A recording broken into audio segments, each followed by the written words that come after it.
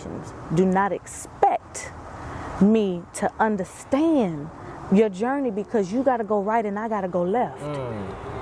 That was my assignment. And we'll meet up again. You were the misery whom begged me to be your company, and when I let you have access to me physically, you pierced me emotionally and scarred me mentally. And for a moment, you won. At some point, you get sick and tired of being sick and tired. And that's where I was. I was like, you know what? I'm not going to allow the fears that have been placed upon me to stop me from speaking my truth. Hey y'all, hey, and welcome. If you like what it is that you see, like, comment, and subscribe. You can follow Visionary Price, the amazing visionary behind all of this, and follow myself at Miss We Care. We got more content coming, guys.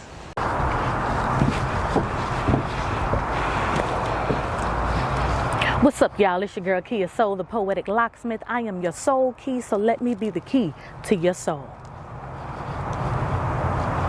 I really don't have much to say, but I had so much to write, especially at night when I was up on cloud 9. Yes, this is a poem, but I ain't even trying to rhyme because, you know, I really ain't got the time to have y'all looking at me as just a poet that's just telling a story. That shit is boring.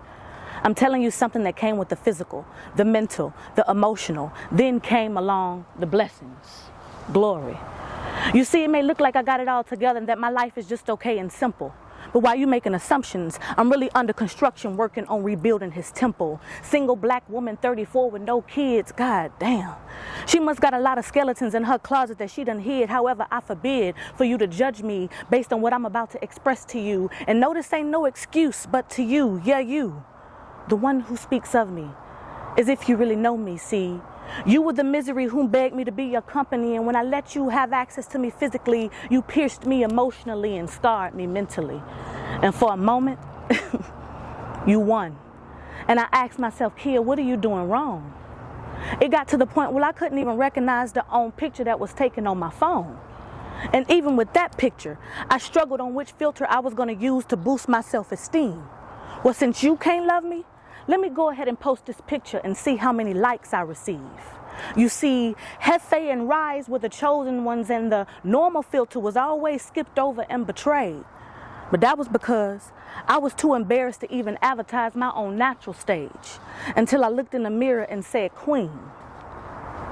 How you gonna respond if God says you did well, but you left stuff undone? You see, your activation won't start for you because you're still using that same old baseline excuse. So yeah, he has the right to trip with you when you refuse to go higher. So get rid of that inner liar. Don't stop trying, for heaven's sake. Don't be trapped in your yesterday. Consider yourself unlocked. Kia. What's up, y'all? It's Visionary Price. As y'all can see, again, we're at the Visionary Place. We got another extraordinary poet, and her poem today was just so peaceful. I love it. Yeah. Yes, indeed. Without further ado, allow you to introduce yourself. What's up, y'all? It's your girl, Kia Soul, the Poetic Locksmith. I am your soul key, so let me be the key to your soul. That's beautiful. That's poetic. Come on with it. Have you always had that as an introduction? Absolutely. Absolutely. I'm telling you, this has been me all my life. But as far as poetry goes, that's who I've been this entire time. Okay, because you know a lot of people change their name. Yeah, they do. They do. I mean, actually, you know, you heard me say Kia Soul.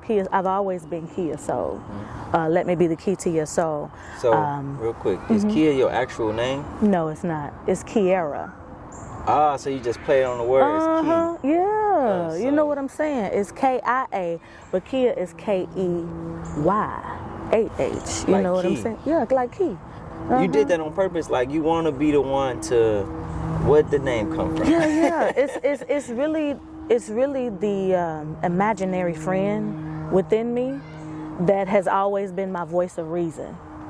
And yeah, I mean, I'm just walking in it. In my 30s, I started off in my late 20s, and I'm just walking in that thing. That's, you know, just me being my true self, you know? Okay.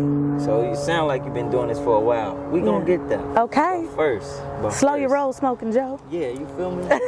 we gotta attend to matters at hand. You just did a poem. What was it about? It was really about a time where I was in a headspace that needed for me to explain the external on how to handle me. You know what I'm saying? The external though, not the internal, but the external. The external. Anything outside of me. Yeah. I needed that part, whatever it may be, to understand the purpose behind and why not to mishandle me. And in the most respectful way, I wanted to put that in terms, and that's all related to, and I know we'll talk about that. That's all associated with the boundaries that I have created and set when it comes to my mental health. Yeah, no, we're not gonna wait on that. Boundaries is important. Yes. Let's talk about it. Yes, boundaries is very important. How did you know that you had to start setting the boundaries? Did you have to get hurt first? Yeah. Was it an experience? What made you feel I like, did. all right, cool, it's I time did. for boundaries? I did. I had to experience life and the bullets that was attached to it, you know, like understand how it feels to be aware and be made alert of leeches and monitoring spirits and people who take your kindness for weakness, or anyone who sees you as a threat. You know, that, you know, not just from even just a negative standpoint, but just literally being able to walk in my day of life, protecting myself, because I'm all that I have. I'm all that I have, along with God, you know what I'm saying? That's my Lord and Savior. He protects me. But here on earth, from a human standpoint, when I don't carry weapons, I am not the weapon formed against me. You know what I'm saying? So I protect myself in that way, and I set those boundaries for people to understand, hey, this is what I allow, this is what I do not allow, this is what I appreciate and what I do not appreciate. And I heard Nipsey Hussle say one time, don't put your expectations of me on me. Is that, don't put your expectations of what you think of me. Yeah, Yeah. what you didn't set. You I mean, said because I like you. You look away. Maybe I want to be your friend, maybe, you know, or just whatever it may look like. That's what society is doing now. It's really something that's really it's a bad thing, because society is so attached to what things look like on the outside. So you have to set those boundaries, especially being in the entertainment industry. You know, you have to set those boundaries. Right, real quick, so let me try to give an example, right? Yeah, come on with it. We look at social media, people in relationships, and Right. be like, that's goals, Ooh. right? How do you set your own goals without putting that expectation on somebody else? Say, for instance, you meet somebody, and your goals is separate from them. Absolutely. And that's what you hitting Absolutely. Yeah, that's exactly what I'm talking about. We all got a story to tell. So the thing is I can't come in your life expecting you to be my savior. Because that's me actually ignoring the assignment that I've been assigned to focus on. Come on now. You know what I'm saying? So I know who my savior is. I've met, for example, if you're dating, if I've met you to love you, nurture you. You know what I'm saying? But not for you to change me or to actually be my therapist, but therapeutically assist me in the most emotional way, if you are emotionally mature enough to do so. You know what I'm saying? Yeah. So as far as goals, no. Like I that's what I mean as far as that. You know what I'm saying? As far as setting those expectations. Yeah, for sure. And I think what people need to know, right? You gotta first know you love yourself. Ooh. Because I was in. Don't you know that I heard it through the grapevine? You feel me? I've been in real experiences where I always wanted a relationship, and therefore I always chased one. Ooh. Chase Let's talk something, about it. You don't attract. So when you chase something, you run it into something you don't need, and that's not for you. God was like, okay, you want to keep running for this? Right. I'm gonna send it to you. You skipping the opportunity to even go through training. Come on now. You know what I'm saying? You gotta go through basic training. And you running out of breath trying to chase.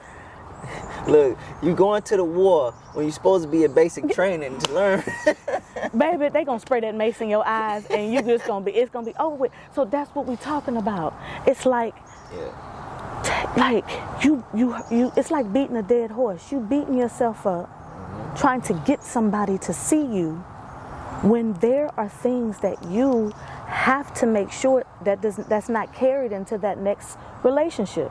It don't belong to them. Come on now. So I love that breakdown. Real quick, I'm gonna see if I can make this example. I always, every time it was a new year, Okay. I would be like, this year I want to be rich. This year I want to make $1 million or something like that, right? Okay. Okay. It was an insight that came to me. Instead of saying you want to be rich, Okay. not only do things that would make you rich, Okay. but also have the process. If you can't make $1,000, how the fuck you gonna make $1 million? So that's facts. It's a process. You That's gotta facts. walk through. That's what we forget about. And for me, somebody who on and off deal with executive dysfunction from time to time. You know what we was talking about earlier? Oh yeah. I like how you changed that word. And You know what I'm what saying. So at first, right, she said ADHD. You know what I'm saying? But instead of saying that, you said Executive dysfunction. executive dysfunction. You feel me? I like that. That's what it is. Changing the energy on it. Yeah, because it's like some of us, we are challenged when it comes to our motor skills. And that's why I bring awareness to what I bring, as far as that the human part of that and the cognitive part of that. It's to a point where, like, if you don't plan and organize, or sometimes it's a challenge to even do so, but if you don't have a plan up here and you're focused on everything else, your life is going to fall into shambles. And keep in mind, if you're dealing with that as well, going through and trying to heal from emotional trauma, that's another situation in itself. So you got to make sure that you put something on a drawing board. You know what I'm saying? I'm dealing with that at this moment. Set them goals. As far as like having my hand in so many different things, right? You have to focus on one thing. You But got for to. me, like, this has been the most grounding thing I've done in a while. Like, Come on. Seriously, like, other than that, Y'all heard 'em. I'd be like this. Come on. But yeah, like, focusing for me Yeah. has been a challenge because since a baby, I always wanted to do so much stuff. Yeah, and that's because we're hyperactive and we're provided with so many visions at Visionary. one time. Visionary. Yeah.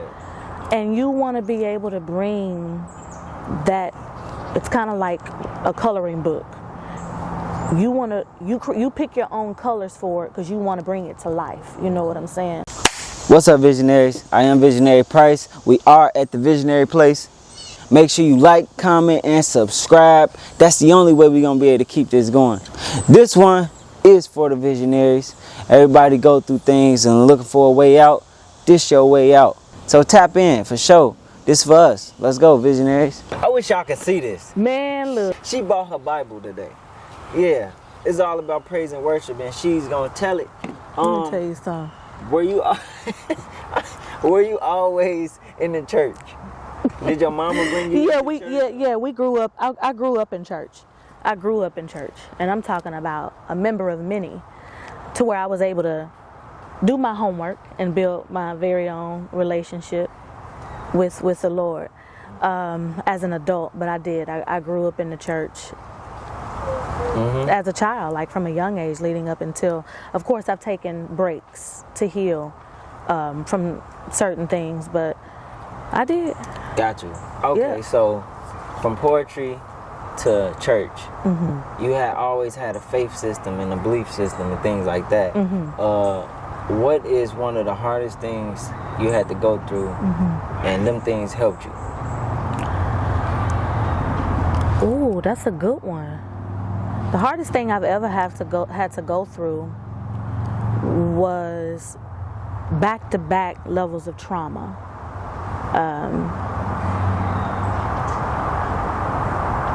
Which placed me at a numb state, you know, because I wasn't ready for that. I don't think we all are. We're never ready for back-to-back trauma. I'm very transparent, and my grandparents were murdered. And probably about a year or so later, I lost my sister. And then a year or so later, I lost a really good cousin. And to just leave it at that, because I feel like it's important that we go into those type of details, simply because it takes us to a place where it's like, wait a minute, I don't want to continue to be sad, and I don't want to continue to live with resentment or be angry or question myself or question God. I had to sit in a place where I was by myself, and all I had was praise and worship, because God has blessed me with the gift to sing. And I just sat in a moment, in a season of my life, and I just gave him all of the praise, because it got me to a place where I value life, because it could happen to anybody, you know what I'm saying? And so to be here, it's like, man, nothing even matters. Nothing even matters. It's important to focus just on that and walk in your assignment given by God, because what's mine is mine and what's yours is yours. There is no need to compete. Come on now. I've heard this quote that was saying, what's meant for you is for you. It's for you. Nobody can take it from you. Nobody could take it for you. I tell some of my friends all the time, if you go to the eye doctor and you get prescribed a set of glasses, what it look like me putting them on my set of eyes? I can't see. You. Those are your glasses. You know what I'm saying? So the thing is, it's that's like, hard. I can't see what you see. So I got to respect your vision, because if I get in your way, I'm not going to be able to see the colors that God has presented within you. You know what I'm saying? That gives me so much Come on with it. Because now that's hard, because it's like you get an idea. Right, And you right. try to tell me your idea. Right. I'm like, I don't see it. It's a good idea, Yeah. but I don't see it like you see it. Yeah, but you still show grace. Because at the end of the day, we are all, if we are focused to do so, here to make change. So if you give me your vision, I'm going to show you grace. That's a wonderful idea. But this is what we talk about, expectations. Do not expect me to understand your journey, because you got to go right and I got to go left. That was my assignment. And we'll meet up again when the time comes.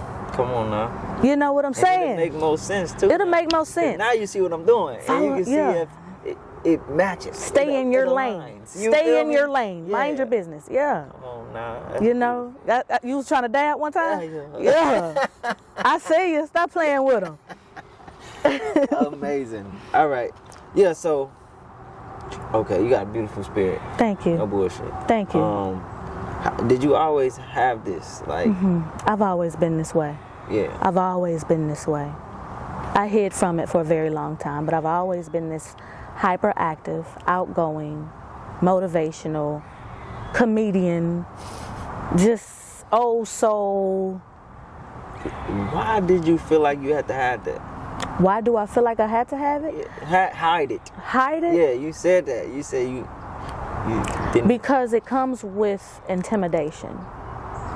And as a young people pleaser, because I was seeking attention as a young child, I just wanted to be felt and seen. I wanted people to see my heart. So when I did express myself, sometimes I would be a bit overzealous, and it would be too much for certain people. And I dealt with rejection really bad growing up, and I wanted everybody to receive me.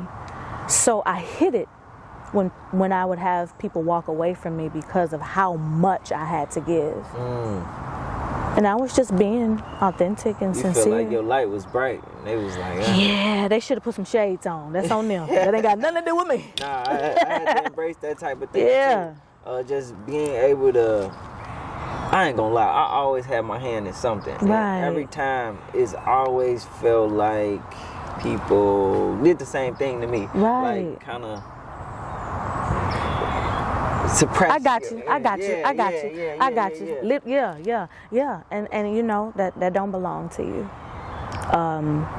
When you are gifted and you are chosen, you're also gifted with the ability to be able to read and understand human behavior, because you're going to be exposed to so many things, you know what I'm saying, so many people. So you have to understand the importance of knowing the posture of every heart. You know what I'm saying? Yeah, intention. Yeah, how does your heart, how does your heart sit for me? What does it look like for me? You know? And it has to be aligned. There has to be support, there has to be love, there has to be understanding. You know what I'm saying? No, 100%. So, and I was gonna say to you, ooh, she's so deep. come on now, snap, yeah. Anyway, I was gonna say to you, your story does align with me. The fact that, you know what I'm saying, you feel like you had to always kind of hide your light a little bit, and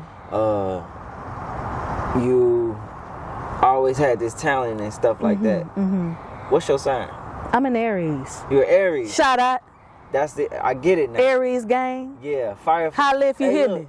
The fire signs is out. Yeah, you feel we me? out here. You already know what I am. We Sagittarius in this joint. You feel me? Come on. Yeah. You know what I'm saying, see?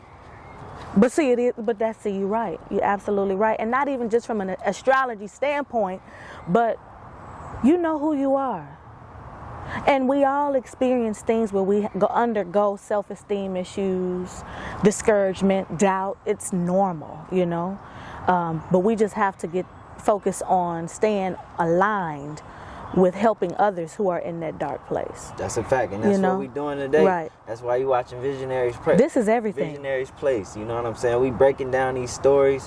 You will find your troopers, because everybody got a similar story. Right. And it's crazy, like we can come from different parts of the map and still have the same experience. You know what I'm saying? And I just think that's the dopest thing ever. That's true. That's true. What's your favorite poem of yourself? Like your most favorite poem? Let me tell you.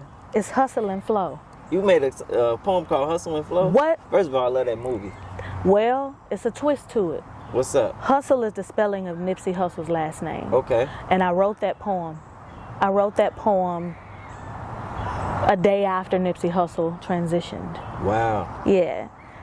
So that's my favorite poem. I don't know if you want to, No, I love it. Yeah. What if you want to go ahead, go ahead. No, I'm not going to spit it. But it is literally just talking about how our black men that have left us should still be here. No. You know what's crazy? Black men specifically are dying way younger now. 60, 70. That's as far as we live in. Right. You know what I'm saying? Right. And it's something we said, like, why is our men dying? They should still be here. Yeah. And so I wrote a piece about it. Just to, of course, I'm doing my part of assisting with making change and bringing awareness to it. Cause, go ahead. What do you think is the deciding factor of why we dying like this? It has a lot to do with very high ego, lack of focus within and healing within, and also having the mindset to think that a person is coming to take from you. And that's not how it works. So I agree with that in some aspects, but if you take somebody like Nipsey, I feel like he was just really walking in purpose. I don't even feel like he had an ego. Everybody battling with their own demons, and so they're bringing their anger out. It is because there's a toxic side of ego, but that's they're healing that way. The way that they're throwing, they think it's healing. Yeah. They think it's because everybody want to be seen. Everybody want this attention. Everybody want to be at the forefront. It's not a race. It's not a race. It never has been. We're forgetting the purpose behind art. It's like a talent show, and we should be having fun with this thing. Yep. You know what I'm saying? We should be having fun. Like, we should be representing ourselves as showing, like, look what God has created for all of us within the melanin in our skin. Like, we are gifts from God. And to be able to sing and rap, I mean, those are phenomenal gifts. And not gifts. only just to sing and rap, but do it at the highest level. Right, or anything that you've been called to do, you know? And I think another thing you pointed at, stay in your lane. we all grow like plants. Everybody grow different. It's a season Absolutely. for our harvest. Absolutely. Everybody. Stay in your own garden. Come on now. That's And don't think the grass is green on the other side. The thing is if my seeds that I have planted hasn't received enough nourishment and my flowers are not blooming and I see yours blooming, it's okay. My season coming. Yeah. It's going to always be harvest time. You got to be patient. You got to get deep down in the soil and heal and get it from in the mud to dig out what is the problem. Because you might just be the problem. Come Heal. on now. I'm going to fix what you said. You said it right. Yeah. But you said Do it's your thing. always the harvest. It ain't always the harvest. I got it's coming. you. That harvest it's coming. is coming. It's That's coming. What you meant But to you say. need to be in the yard, focusing and training and working on the harvest time. Exactly. Because you can't walk into this thing and expect just the sun to grow. You got to get out there and you got to pull them weeds up and do what you got to do. You know what I'm saying? That's a and fact. sometimes you may be on your downtime, you know? So you got to hold yourself accountable to make sure that when harvest time comes, you get to see the fruits of your labor. Come on now. In many colors, you know? Yep. And it might not come as soon as you think it's going to come. Ooh. It don't have a time, really. Yeah, it really don't. Just be patient and You have to be consistent. patient. That's really Yeah. that's an insight that I got from God. Like, Right. you have to be patient. And I look at it like the seasons in the year. Right. We got spring. Oh, yeah. Come on with it. We got Come on summer. with it. We got fall. Right. We got winter. Right. And each of them harvest an energy. Right. Facts. Spring is the growing, is Right. the planting. Right. Right. Summer is the fruitfulness. Yes, of it You'll is. start Yes, it seeing. is. You got to be patient. For y'all that don't know, the camera, interrupted us, It's all right. but we back. It happens. Do you remember? Pack like, Basically, I feel like you was saying something along the lines of not boundaries. It was getting deeper than that. We was taught planning and stuff like that. organizing. And staying yeah. on top of those things when you're dealing with executive dysfunction. Yep. And How do you deal with it right now? for me, it's you know how they say one day at a time? It's one thing at a time for me. Because right now in this season, I'm showing myself grace. And I'm opening up to a level where I'm able to walk 100% in my truth. And don't feel any way about doing so. So with all of the visions that God has blessed me with, and I'm so grateful for it, I'm going down the list of Would things. you consider yourself a visionary? Oh, what? I know that I am. Yeah. I'm chosen. So, and that's not from an egotistical standpoint. That's just something that I've spiritually been advised. Well, I'm glad you're here. For sure. Yeah, come on with It's a it. visionary place today. Okay. Poetic Locksmith. Poetic Locksmith. Unlocking the mask. You feel me? Beautiful. Where you from? Originally from Oklahoma City, OKC. Okay. OKC made me. H-Town raised me. 44 acres home to be exact. Come on now. Did you growing up? Did you have mom and dad in the home? No. I was in a one-parent home. Okay. How did you One-parent find home. balance with one parent? How did I find balance? Through poetry. Oh, beautiful. Through poetry. Yeah. Yeah, You baby. know, I say it's beautiful because you could have did so many other things. Oh, I could have. Yeah. I could have. And even still could have. But poetry saved my life, as it has done for many others. And ironically, a lot of people started in childhood. Yeah. It was an escape. It was like my own little world, you know. Would you feel like you running from something or just needed something? Oh, no. I honestly, to tell you the truth, it got real creative at that point. Because I'm hyperactive, I started with my writing. See, I didn't hit the healing part of my poetry until I was in my 20s. Because running from it. Or I didn't know how to I didn't understand those emotions. You know what I'm saying? I knew that I was sad at times. I knew that I was angry. I knew that I was extremely hyper. I knew that I was just wanted so much of myself or wanted to understand who I was. So I just wrote. And it started off with writing lyrics to songs, from songs.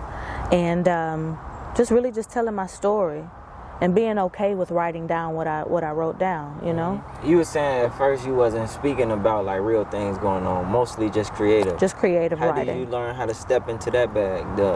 The creative writing? No, the healing. The healing part of it? Yeah. When you've gone through trials and tribulations. At some point you get sick and tired of being sick and tired. And that's where I was. I was like, you know what, I'm not going to allow the fears that have been placed upon me to stop me from speaking my truth. Come on now. You know what I'm saying? Like, that don't belong to me. So I was like, I'm about to tell my story because this is what happened to me. And of course, at a time of emotional immaturity, there were things that were fabricated because, once again, I'm still running away from it. But it got to the point where it was like, you know what? You won't receive the external respect until you actually free yourself and surrender. So I did that, and I bled all of that blood on that paper. And that was in my early 20s when I was homeless, just trying to make a way out of things. And I just had to surrender and just bleed all of whatever type of healing I could. That's beautiful. Okay, you was homeless. You was writing about that, I'm sure. Definitely. How did you get a home, or like how did you get yourself out that particular situation? Faith. Honestly, to tell you the truth, I've been knowing the Lord since I was a little girl. I've built a relationship with Him through music, through praise and worship, and so I always knew that He made a way because I was a little girl in survival, and I knew how to survive when I was 5. You know what I'm saying? Yeah. So I knew how to survive. I was introduced to emotions that I shouldn't have been introduced to until I became older, but it humbled me. It taught me a lot being out on my own. So making that transition from being homeless to, because of course we all got a story to tell, but what I did was I took my time with it, and I didn't allow the judgment of the external to interfere with how I was to raise the finances for it. I get that. I got what I got, and I made my way up, and I did what I had to do. You know what I'm saying? And all within prayer and just showing gratitude and setting that goal and cutting myself off from the world. It got real weird at a point of my life. At many points, it got real weird. But that's because isolation was important to me to get my life together, you know? Isolation is real important. Ooh. Seriously, it's the most darkest thing. Yeah, because that part of that wilderness is, you gotta face yourself now. Oh yeah, it's time to look in the mirror. Yeah. Some people avoid that mirror. Yeah. And when I found my healing journey, is when I went into darkness. So basically, I moved out with a girl prematurely. Okay. I didn't know who she was for real. Come on now. You know what I'm saying? And I understand. yeah, because first of all, the honeymoon phase, the little sugar leaf phase, Come on. It be You better good. look, come on. it'd be real good. Not gonna lie. Yeah. But Yeah. let a storm happen. When that storm come, you'll see if you're in the house or you outside. Yeah. Because they're going to show you. Oh, yeah, they're going to appear. They just going to just splatter everywhere. And now y'all got to sit there and look at it. I had to find What you going to do about it? I had to find out I was outside. I went inside, grabbed all my shit, and went home to my mama. I ain't gonna lie to you. I went It to is what mama's it is. crib. You feel me? But Protect your peace at all times. no, seriously. Real quick, Yeah. short story. So, went back home to mama crib. I was living in the basement. It was just me down there. Right. That's how I found myself. It was ugly. Yeah. So, yeah. Them thoughts, you know. Oh, yeah. It was ugly. But I came out on the other side. Yeah, I'm because we doing sitting fine. here. You feel me? Fine. We here. Do you remember the first time you ever performed your poems?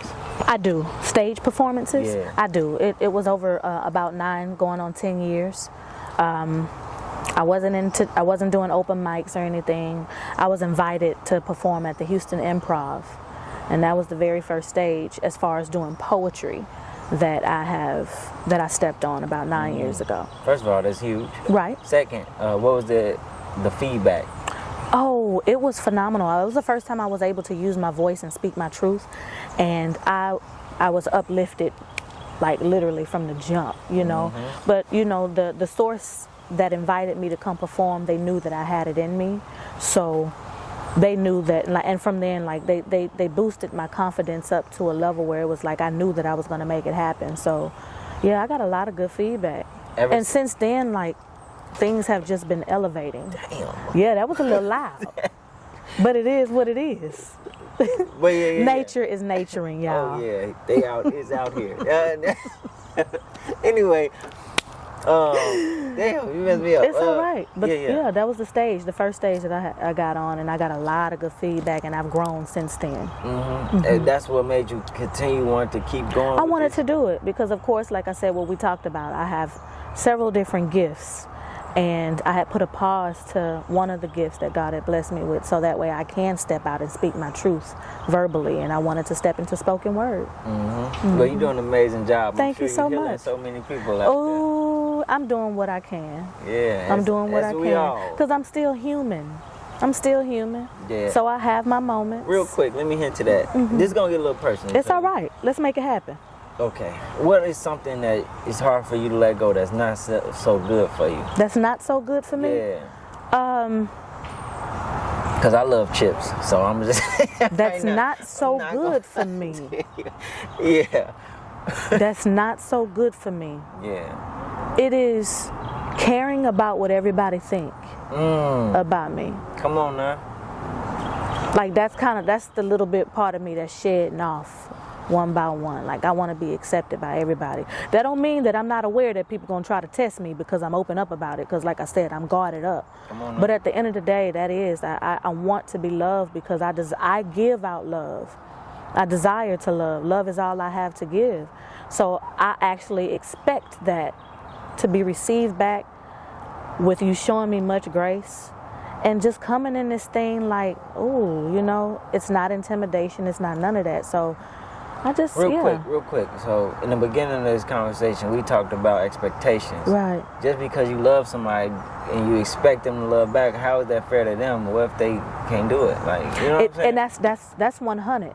Because if I don't have the capacity to love you in the way that you expect me to love you, see, that type of thought pattern comes with action.